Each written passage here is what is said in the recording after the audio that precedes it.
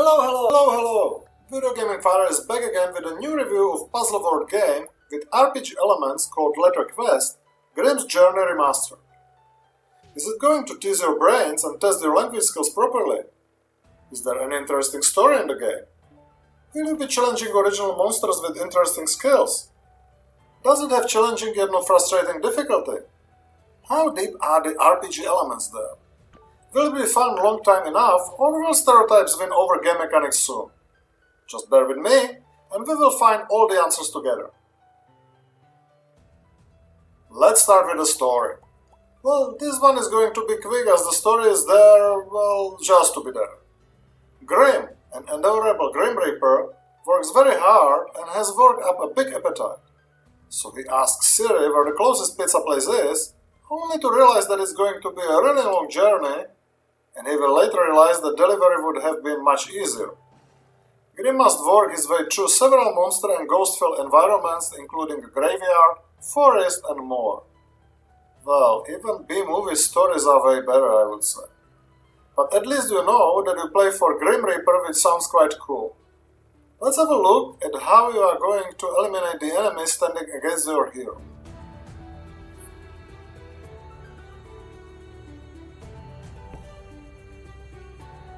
I have already mentioned that Letter Quest is a puzzle board game.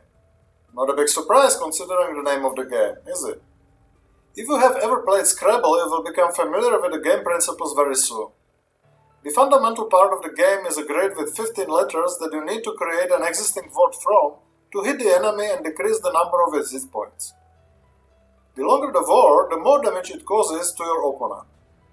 Each letter has a relative damage value associated with it, based on the color of the dot in the bottom right of each tile. Bronze letters do the least damage, silver letters do the medium damage, and gold letters like J, Q, or X do the most damage. Not so hard to grasp so far, is it? So far it sounds like pure Scrabble. Only there you are not hitting anyone and also no one fights you back. Well, if you are not playing the prison version of it, of course.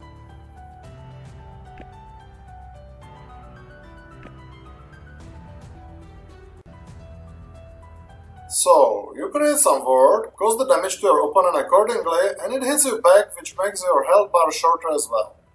How much? Well, it's determined by the enemy's characteristics and other modifiers, which I will be talking about a little bit later. Once your opponent is out of hit points, you will send him to the place, well, where the Grim Reapers usually send every life form sooner or later, and your hero proceeds to another enemy. And that's it. End of story, yes? No, of course not. This would really become stereotypic soon. So, what kind of game mechanics made the game catchy?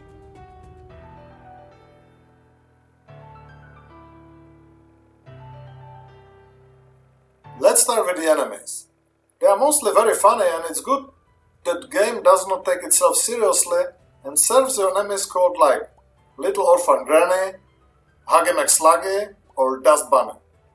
The basic monsters are just causing you damage, but stronger monsters can also modify the tiles in several ways, making letters either unusable or dangerous. For example, stone tiles cannot be used for a certain number of turns, cracked tiles do no damage to monsters, and plague tiles do no damage and spread to a surrounding tile each turn.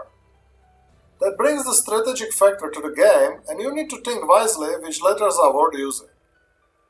Each monster is defined by several characteristics: the hit points, damage it causes, the number of crystals that you gain for its elimination, and the number of XP points you get for it. It can also have other special abilities like Dust Bunny, for example, that 3-letter words are causing no damage to it. It's getting more complex, isn't it? And that's not all, folks. Not at all.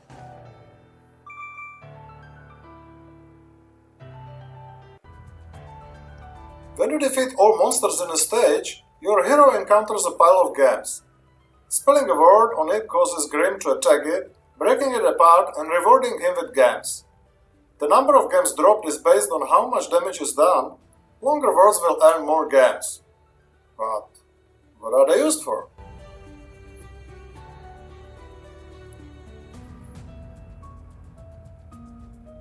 Soon there will be a shop available where you can spend your heavily earned gems. While there is not much stuff to buy in the beginning, soon it will grow up to the size that must satisfy almost every shopaholic. These skills and items are divided into several categories. There are classic upgrades of your health, damage, and armor, affecting your endurance and the effectiveness of yours and enemies' attacks. Then there are books giving special abilities to some of the letters. For example, one book increases the damage of words with double letters, while another increases your health by every usage of letter E. Third category are potions that can either restore your health or remove all bad tiles from the board, for example. Then there are specials. For example, you can see beforehand the damage that word spell will cause to the enemy. The weapon category contains various versions of your scythe. One can restore health for every monster defeated, while another one can increase the chance for critical attack. You can also unlock the different styles of tiles in the shop, but it is rather cosmetic category. There is more. Upgrades, books, and weapons are upgradable, causing even more damage or adding more health than the basic versions.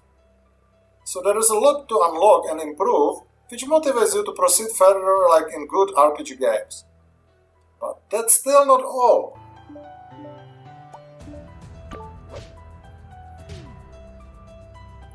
Like in many casual games, there is a star system, but not a typical one. Usually there is a 3-star system that rewards you with stars if you finish the level in certain time or beat all opponents. But not here! At first, Letter Quest has a 4-star system, and to gather all of them you need to finish the same level 4 times under different conditions. To earn 1 star you just need to eliminate all opponents, while to earn 1 stars you need to either finish the level in a determined time limit or to eliminate elite versions of monsters that have more hit points and special abilities, that they are immune to words that do not contain corner letters, for example. This brings another dimension to the way how the game is played and makes it even more challenging. It is hard to believe that such a small word game can have so many RPG elements. And from time to time there is also a minigame in the style of popular Hangman, where you are choosing letters to guess the word. If you make it before you are out of guesses, you win a prize. Not so innovative, but definitely refreshing. Well done. Graphics of the game are smooth and colorful in comic style. It's cute in its way and definitely not something that would make your eyes hurt. Music mostly consists of piano tones along with few other musical instruments, and it fits the game. Does not make you excited, but also does not offend you. So the weakest spot is the sounds. There are not many of them, they are kind of lackluster, and there are no dubbed dialogues in the game that could emphasize the sense of humor.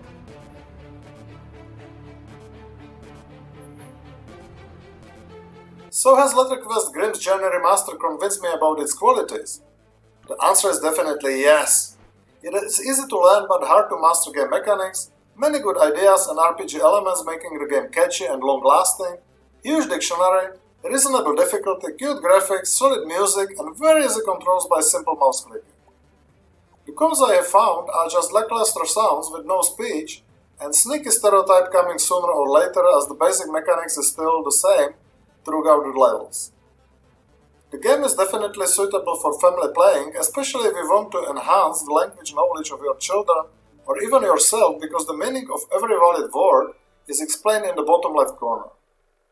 The full price on Steam is €6.50, but it's discounted quite often, even by 75 or more %, and in such cases it is clear must buy.